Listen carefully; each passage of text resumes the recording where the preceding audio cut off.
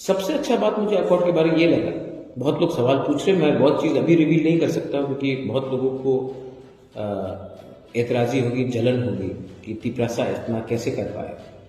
बहुत लोगों ने हम लोगों को उग्रपंथी बोला था, लेकिन ये पहला मूवमेंट है जिसमें ना एक व्यक्ति का जान गया है, ना एक गोली चला है, और तभी भी हमने शांति से ये अकॉर्ड को साइन किया। बहुत लोग बोल रहे हैं कि डिटेल्स कहाँ है, डिटेल्स है, लेकिन मैं डिटेल्स तभी रिवील करूँगा जब इलेक्शन खत्म होता है। ये डिटेल्स में हमारा ज़मीन का अधिकार, हमारा भाषा का प्रोटेक्शन, हमारा कल्चर, हमारा फंडिंग, कॉन्स्टिट्यूशन में क्या अमेंडमेंट्स लाया जाए कि हम लोग आने वाले दिन में और सुरक्षित हो, और मोस्ट इम्पॉर्टेंटली ये एग्रीमेंट में देश का सबसे पावरफुल होम मिनिस्टर ने कहा है कि गवर्नमेंट ऑफ इंडिया से गलती हुई है। उन्होंने स्वीकार किया है कि गवर्नमेंट ऑफ इंडिया ने हमारे साथ अन्याय किया, और आज उसको सुधारने के लिए उन्होंने ये कदम निकाला। अब किसी को ऊपर विश्वास करना है या ना करना है, जब गवर्नमेंट ऑफ इंडिया का होम मिनिस्टर ये टीवी के सामने बोलता है तो हमें अज्यूम करना पड़ेगा कि वो सच बोल रहा है। ये एग्रीमेंट ऐतिहासिक है, लेकिन ये एग्रीमेंट साइन होने के बाद भी हमें आसानी से, आराम से बैठना नहीं है। We have to fight my friends, we have to fight. Celebration ज़्यादा जल्दी करने से कुछ नहीं मिलता, तो अगर कुछ मिलना है तो हमें एक होकर ही फाइट करना पड़ेगा।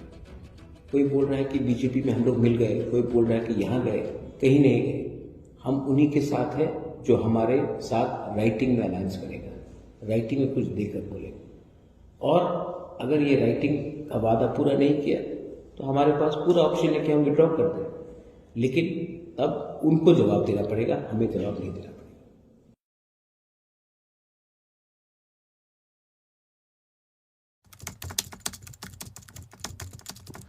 Democracy is in danger whenever Delhi में कोई भी सरकार अकेला पावरफुल हो जाता है।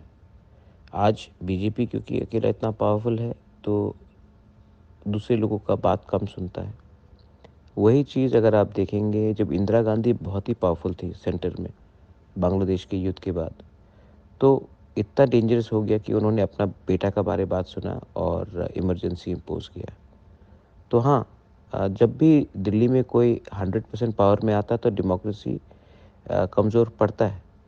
लेकिन हमें भी समझना है एज दी प्रसाद कि जब कांग्रेस पावर में दिल्ली में था तो हमने सीपीएम के साथ रहकर नुकसान हमारा ही हुआ, किसी और का नहीं हुआ। जो लोग आज बीजेपी में है वही लोग कांग्रेस में थे, उससे पहले वही लोग सीपीएम में थे।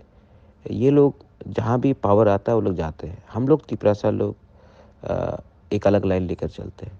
लेकिन हमें भी थोड़ा सा दिमाग से सोचना चाहिए, लेकिन अपना जो मुद्दा है, अपना जो अधिकार है, उसको हल्का नहीं रखना चाहिए।